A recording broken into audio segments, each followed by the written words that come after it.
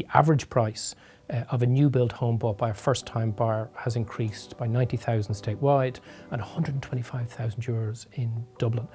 If these parties get back into government, house prices will continue to rise and home ownership and affordable home ownership for young people will continue to plummet. Right now, if you're on 50, 60, 70, even 80,000 euros as a single person or couple, you have no choice or no option to buy a home. We have to be ambitious, but we also have to be radical and change the way in which we deliver both public and private housing to meet those targets. The central banker is proposing that the next government should be building 52,000 homes a year. The Sinn Féin policy, Home of Your Own, is proposing 300,000 over the course of 5 years. That's 60,000 a year, I think, if my maths are right.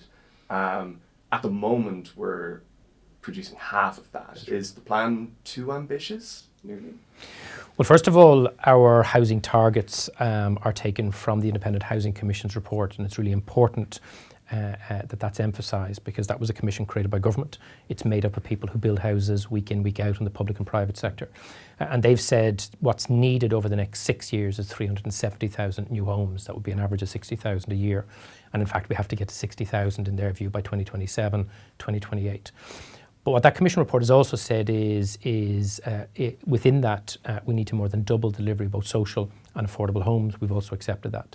And they've set out a set of policy changes that they believe would allow us to ramp up the delivery of new homes. So I think it's incredibly ambitious, but I also think it's based on objective assessment of need.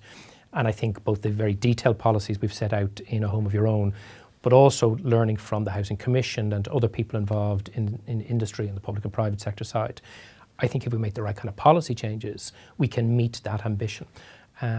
Failure to do that means the housing crisis will continue, and that means more and more young people will be locked out of affordable housing, will be forced to move back in with their mothers and fathers in their 30s and early 40s, or indeed to emigrate. But it also means homelessness will continue to increase. It also means social housing waiting lists will continue to grow longer. So we have to be ambitious, but we also have to be radical and change the way in which we deliver both public and private housing to meet those targets, ultimately that were set, not by Sinn Féin, but the government's own Independent Housing Commission. I suppose part of that as well is the affordable and social housing is a significant portion of the policies that you're proposing.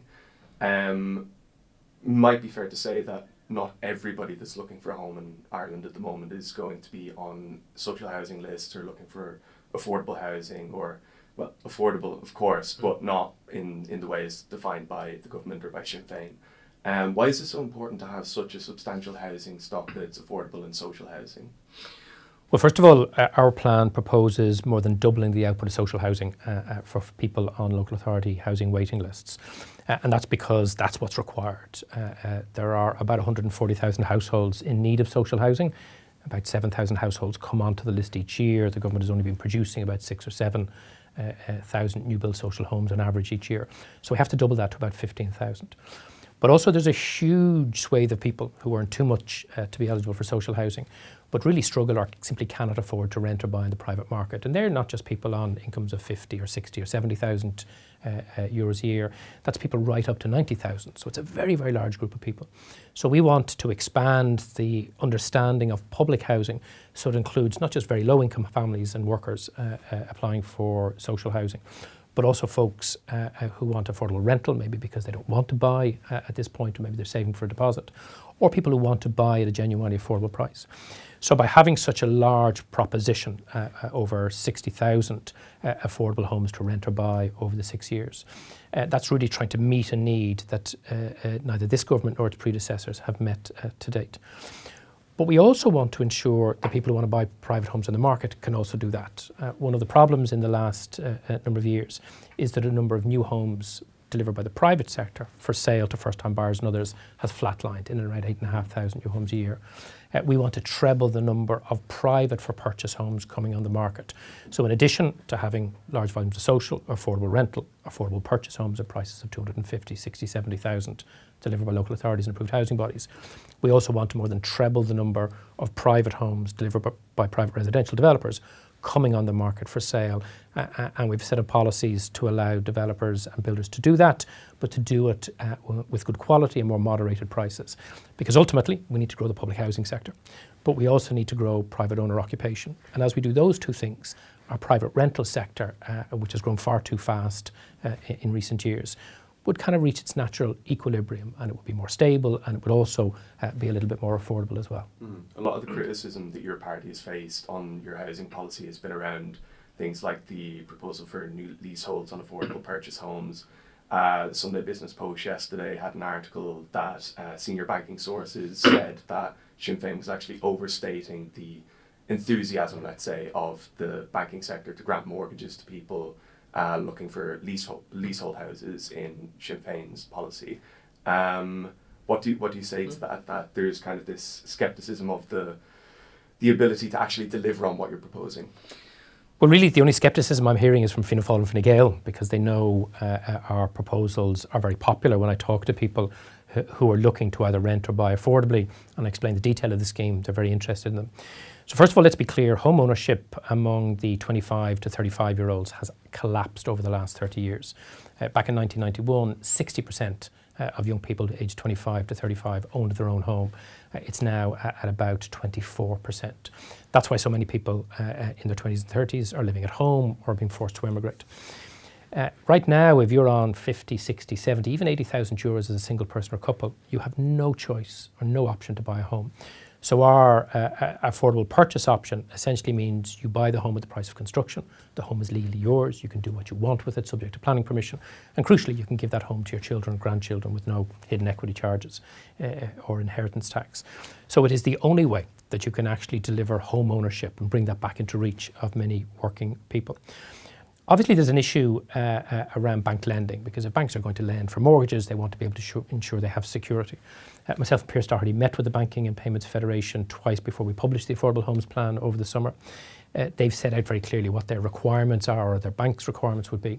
And I'm absolutely confident in government we could meet those. Why am I confident? Because we provide exactly the same security as the current government does. If you buy one of our affordable homes and you're defaulting on your mortgage, the banks, just as they have with the government schemes, will have first charge on the asset, including the land. But what we also want to make sure is that if you fell into mortgage distress through no fault of your own, the state has the option to step in, buy out the mortgage and turn you into an affordable renter or a social renter to prevent you from becoming homeless. Banks don't reach agreements with opposition parties. Banks reach agreements with governments. And knowing what the banks require and understanding the mortgage market, I have no doubt that if Sinn Féin leads the next government, and when we sit down with the banks and the Law Society and others, we'll be able to reach agreement on the finer details. And what's also really important about our scheme is that because the homes are cheaper, you're borrowing less money. Your mortgage repayments are lower, so you're less at risk from getting into mortgage default in the first place. Contrast that with what Fianna Fáil are doing. They're pushing up the price of houses ever further. That means they're saddling working people who do buy new homes with ever greater levels of debt and higher mortgage payments. And of course, we know what happened the last time Fianna Fáil did that. We had a property crash and thousands of working people lost their homes. Since Darragh O'Brien has been Minister for Housing, the average price of a new build home bought by a first-time buyer has increased by 90,000 statewide and 125,000 euros in Dublin. If these parties get back into government, house prices will continue to rise and home ownership and affordable home ownership for young people will continue to plummet. So our alternative affordable purchase scheme and our affordable rental scheme are the only propositions on the table from any of the three larger parties that will actually give people the chance of a genuinely affordable home. And that's why the government is so critical of it, because they know it will be popular, they know it will work, and it highlights what their failure has been over the last 4.5 years, their failure to deliver anything close to affordability when it comes to housing. I suppose with the leasehold, though, a cynic would say that if the state owns the land underneath the home, it's entirely within the state's remit to turn around 5, 10 years, 15 years down the line and say this land needs to be rezoned for another purpose entirely or for more high density housing. The person then who owns the home, has gotten a mortgage for the home, is left a loose end. How does that fit into the plan itself? Well, first of all, that simply wouldn't be possible. So if you buy one of our affordable homes, you'll enter into a legally binding covenant with the local authority that will give you and your children and grandchildren free, indefinite use of that land, so long as you use it as a family home.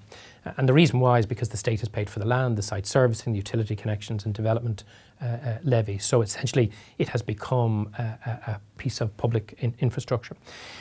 In that covenant, there will be two conditions. One is you can never rent that property out in the private rental sector. It's not a money-making asset, it's your family home.